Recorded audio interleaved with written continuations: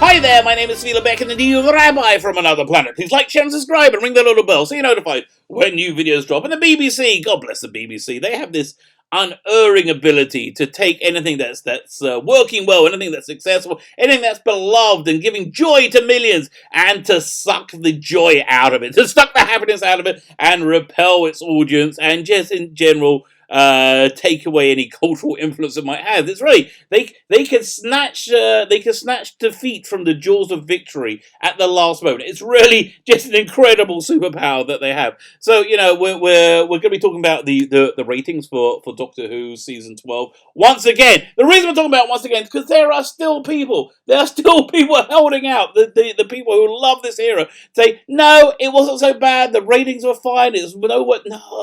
Yeah, honestly, it's like after World War II, you had.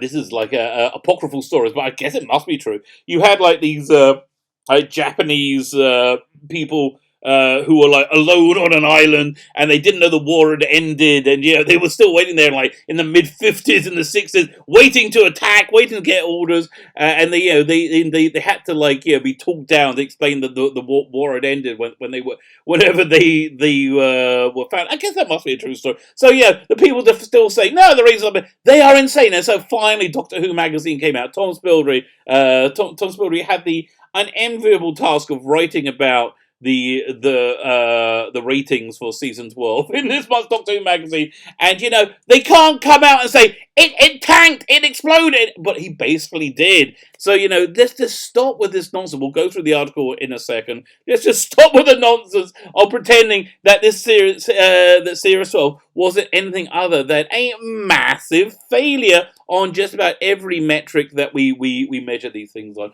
But another thing that was a massive failure, which just blows my mind. We've been having these watch-alongs. These watch-alongs have been absolutely fantastic. Thank you so much, Emily Cook, for organising them, because they've been really unifying as a fandom. We as a fandom have been very, very split. Season 12 was rough for us. It really was. Season 12 was rough for us as a fandom. And I think it was rough for Doctor Who in general. We were very bruised. And then, these watch-alongs came along, and we started watching old Doctor Who again, from a few years ago, and we forgot how good it was, and we forgot how much we loved it. And then, for once, we were all focusing on something that united us rather than what divided us, and it was absolutely wonderful. Unfortunately, that's over. The BBC found a way of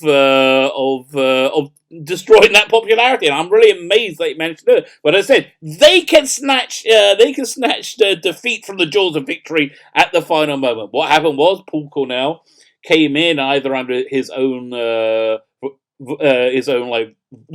volition. Hey, now I finally got the word out. His own volition, or sent by the BBC. Because see, these watch-alongs had just demonstrated with no question whatsoever, like how unpopular season 12 was. It showed that there wasn't a declining audience for Doctor Who. In fact, there was a rampageous, huge audience for Doctor Who. So we went from this like real low point, I think, at the end of Timeless Children, where fandom was feeling really beat up, and then all of a sudden, unexpectedly, we were all uplifted, and I think that reached a peak about 2 weeks ago when we had the Stolen Earth and Journey's End watch-along, which was absolutely glorious. I think it's the best moment in fandom since the 50th anniversary. It was just so incredibly joyous. And then the very next one, Paul Cornell comes along and brings back all that division into fandom again by saying, I want to be unified, which was just lying through his teeth, and then mass blocking thousands of people. I have no idea, but mass blocking people. And then I wasn't even in that mass block at first. The next day or 2 days later, just on my Twitter feed, I saw somebody asking him, well, why did you block me? I have never interacted with you. So I explained to him this, because he doesn't like people who don't like season 12. That's really the bottom line. Or anybody who would say it. So the predictable result is it went from being an incredibly successful event. So the Journey's End, Stolen Earth, it was trending out the top 20 trends on Twitter. I think 9 of them were Doctor Who related that night. It was incredible. So of course, the next one, Paul Cornell's one, didn't get anywhere near the same amount of traction. Like not even close. I'm not even sure it got to number 1 in the trends, which was kind of normal at the time. The Doctor of Mine hashtag, and then they had another one last night, which I didn't take part in, which I was reasonably sad not to take part in it, but the partner, my co-host that does it, just can't look at it anymore after Cornell. Just bought this division back, which is so sad. So yeah, there we are. But yeah, and it did a little bit better in terms of Twitter trends than Family of Blood and Human Nature, the Cornell one, but still nowhere near the height. So again, BBC snatching victory from the jaws of defeat. Well done, sir. So before I carry on, I would like to ask you, can you hit the subscribe button? That'd be really fantastic. I really want you to hit the subscribe button. I don't think I can express how much I would like you to hit the subscribe button, and I want to show you my appreciation for you hitting the subscribe button. I give stuff away each week on this channel. This week I have a trifecta of fantastic prizes. So there's going to be 3 winners, and we'll give them away on Sunday night. Go check the video notes. It's got all the instructions, so you don't have to wade through my mush mouth explanations. Firstly, we have the big finish Sylvester McCoy story with Sophie Aldred. And it's a great cover, by I'm trying to show the cover. With Sophie Aldred and Bonnie Langford, The High Price of Parking. I thought this was a really fun little story. Then we got a two-parters with Colin Baker and Lisa Greenwood, Vortex Ice and Cortex Fire. And then we also got another two-parters with Peter Davison and Sarah Sutherland. That's Fifth Doctor and Nyssa. Alien Heart and Dalek Soul. This one is the one I think is the best one of the batch. We'll be putting 3 names out the hat. All you need to do to win it is subscribe to the channel. Subscribing being the very important part from my perspective. Subscribe to the channel, and then leave the hashtag We Love Stories. We Love Stories in the in the comments. There you go. You should comment in the comment. That makes a lot of sense in the comments. And also go check out the video notes. There is a download link for another Doctor Who audio story starring Nicholas Briggs as a Doctor from the late 80s. This was from a group called Audiovisuals that went on to become Big Finish. Fine. So there are still people, resolutely holding out, trying to pretend that the ratings for season 12 weren't that bad. No, okay, finally, Doctor Who magazine has done their ratings analysis, and there's just no way they can spin it. So let's read this together. It's again written by the redoubtable Tom Spilbury. Let's see what he has to say. And I tell you, don't envy him his job. Tom Spilsbury actually seems like a pretty decent guy from what I've seen of him on Twitter, which isn't much. But I'm not really a Twittery guy. But let's see what it's going to say. Compiled by saying now that it's been well over for a month since the 2020 series of Doctor Who finished airing on BBC One, we can present a full roundup of how it performed in the ratings. Yes, this is even though I guess they really don't want to. The British Audience Research Board of BARB produced several different figures, so we can not only see how many people watched each episode as it went out, but we can also how many had watched after 1 week or within 28 days of original broadcast. Now, the problem with the plus 28 and I think the plus 7 as well. No, that's the 4th Street. Is they do double count people. If you have somebody who watches it more than once, it will double count them. But fine, the rates were so freaking awful. We could, I'll let them do everything. I'll let them get everything in. All these stats are tabulated in the list opposite, which tells us that the average rating was 5.4 million within 1 week, and that came up to 5.93. So you take the 10 episodes, you add them up, you add up their ratings after 28 days, and then you divide it by 10, you come up to 5.93. I actually think that's a reasonably fair rating. I think 5.4 is also a reasonably fair reflection of how the series is doing. So we can expect season 13, when it ever materializes, to shave off a good 2 million off that. They'll be bringing it down to like 3.4, 3.5 to 4. Just keeping in the same rate of what's the word of degradation? I can't remember the word I'm looking for. Anyway, the rate of decline. Yeah, the rate of decline. Okay, within 4 weeks. The general, the audience keeps on growing even after that period, but it becomes less statistically significant beyond the 28-day cutoff point. See how he's desperately trying to say audience grows. And I tell you, Tom, hats off to you, mate. You're doing a sterling job. You really are. Okay. So, what do these numbers mean? It means Doctor Who has failed. The Chris Simmons Doctor Who has utterly failed. While the raw figures are perfectly reasonable for BBC One drama, no, they're not. No, they're not. No, they're not. And I am that you are just within the realm of credibility, but not so. You're not really there. No, they're not. They're lower than the equivalent averages of 7.96. You see, they had about a 2 million average drop. I think we can see that again next year. We're going to see another 2 million down after 7 days and 8.49 after 28 days. Achieved by Jodie Whittaker's inaugural series in 2018. Yeah, no, it was more achieved by the first episode and the first 2 episodes, if you want to be really, really accurate, in 2018. The rest of them, people saw it, they went, yeah, nah, not so much, not interested. Unfortunately, this represents a drop of more than 30%. Yes, it does. Yes, it does. And again, we can expect to see exactly the same. Again, Doctor Who really worked best when it was fun. That's really the bottom line. When it's dour, when you're using Greta Thunberg as your role model for the Doctor, not so much fun anymore. This is not without precedent in Doctor Who's long history. Yes, Doctor Who has been cancelled before for a drop of quality and terrible ratings. Yes, that's true. Absolutely. I lived through that time when Doctor Who was reviled and off the screen for 15 years. Yes, it has happened. Yes, so let's talk about how it's going to happen again if they don't change their direction. And we can draw on 2 examples from days when the series' overall success was far more reliant on UK ratings. From season 17, 1979 to 18, to season 18, 80 to 81, the average audience had virtually halved, going from 11.2 to 5.8. This can be partially explained, however, by the freakish high numbers attained by Destiny of the Daleks and City of Death. Yes, exactly. Not partially. I think almost completely explained by this.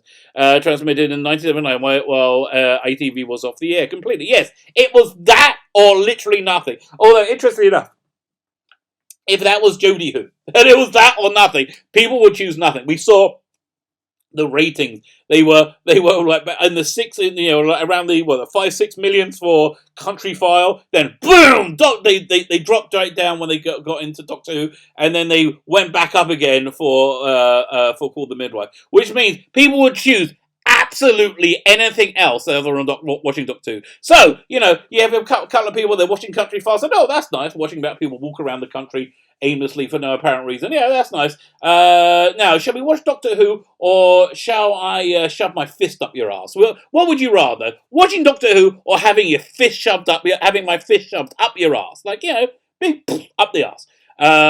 So the person will think, that sounds...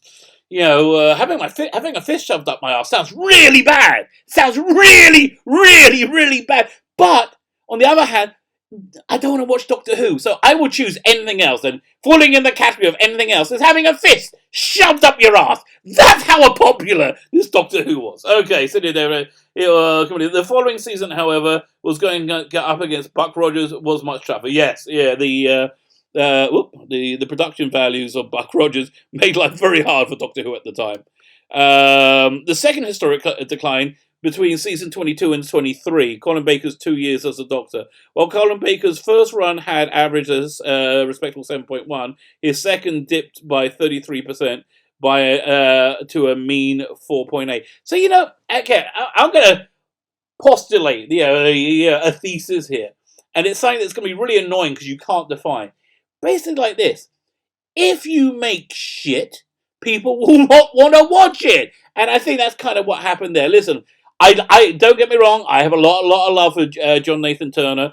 That time, those 2 years were his worst output. Yeah, unquestionably. And I think it all really goes down to the bad relationship he had with Eric Saywood. I think both John Nathan Turner and Eric Saywood should have left with Peter Davison at the very latest. He really should have left at the end of the 5 Doctors. But that's really the bottom line. That's like I really wish all these people with all these abacuses and bean counters trying to work out this. No, if you make shit, people will not want to watch it. And that's the reason that television audiences have been declining in general. Because entertainment industry, you have been making shit. So less people want to watch it. That freaking simple. It really is. Okay, so to 4.8. When we look at the individual figures for season 12 more closely, another pattern emerges. Yes, what the how it declines massively between episode to episode, and people go, "Oh, that's terrible. I don't want to watch that again." The 2018 series performs strongly, but virtually every episode. I think that virtually every episode. I'm pretty sure I know where it's going over here. See, like with a pudding like that, how could you not be successful? They say, doesn't that say joy and rapture? No, it says dour. Oh, okay. Gain lower rating than the one immediately preceding it. Yes, it declined in ratings.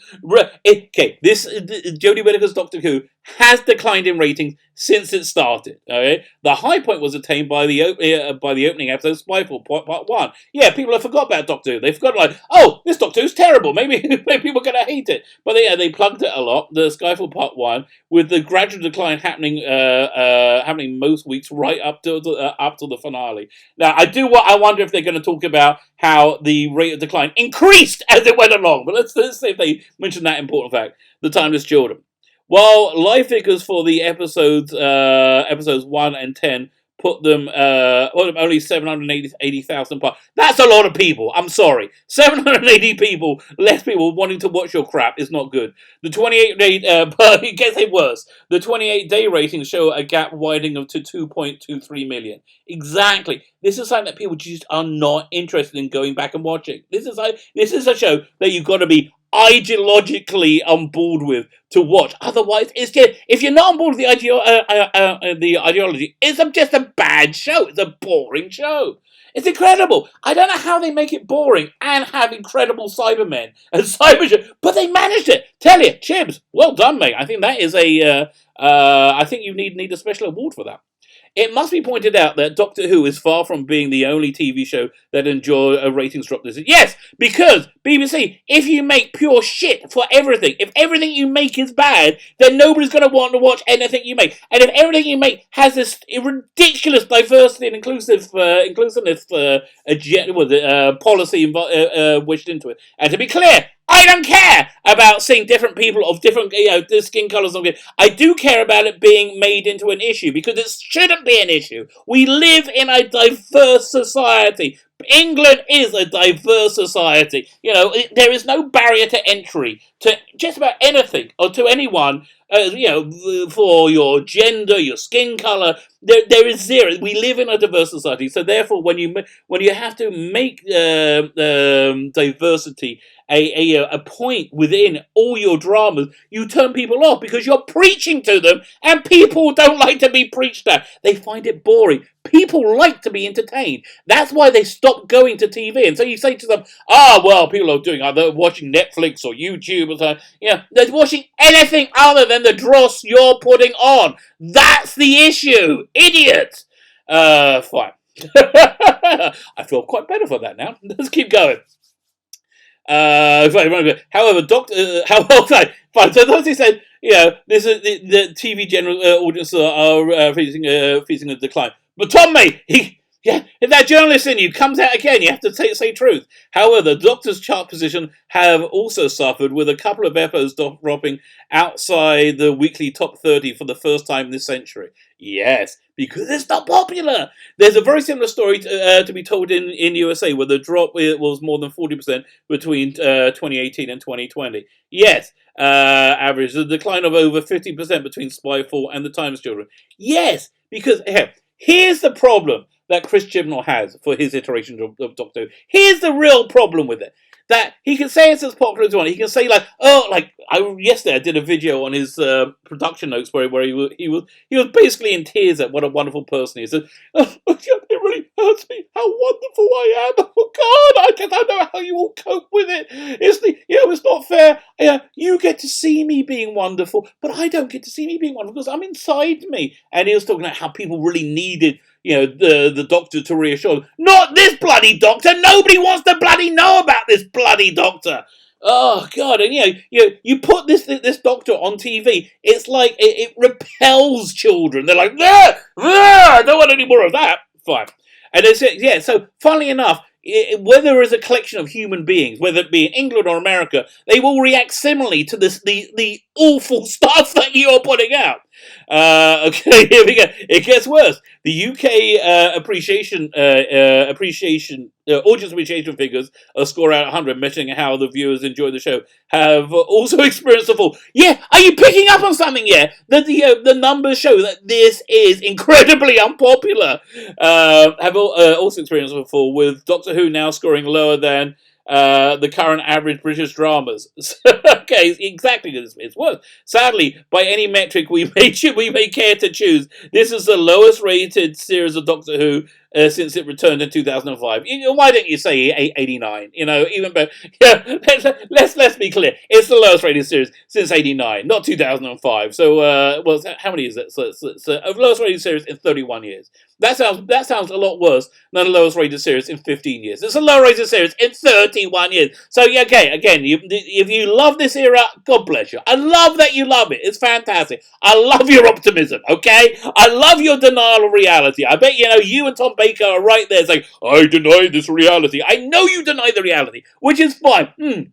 God bless you. It's still the reality, okay? It's still the reality. You can't get around it. Doctor Who has tanked, and it's tanked, I think, and this is just my own theory, because it's shit! And that's why people don't want to watch it!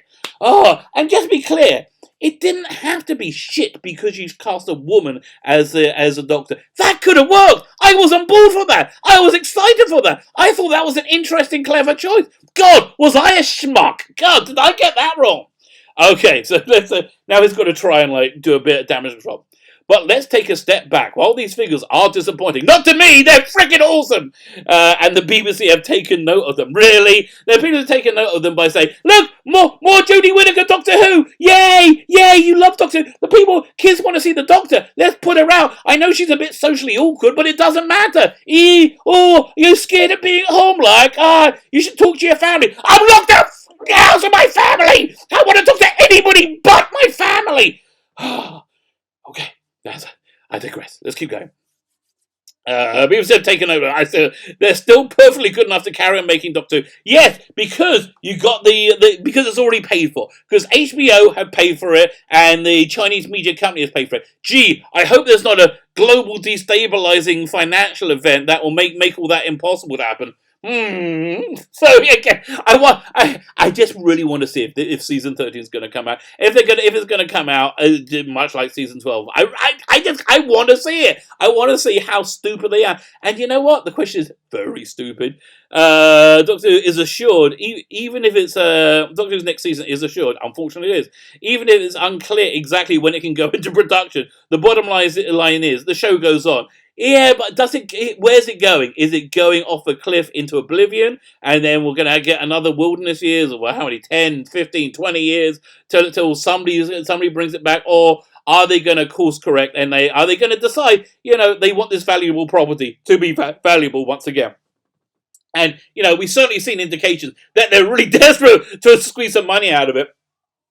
From the whole Time Lord Victorious thing, which looked pretty good to me. But I'm telling you, Paul Cornell, he's incredible. He basically devalued that whole strategy as well. Whereas Noel and the people in his chat were into the Time Lord Victorious at first. So as soon as Paul Cornell came out and was just so divisive to fans. Oh, that happened to him before. I just think it called it off.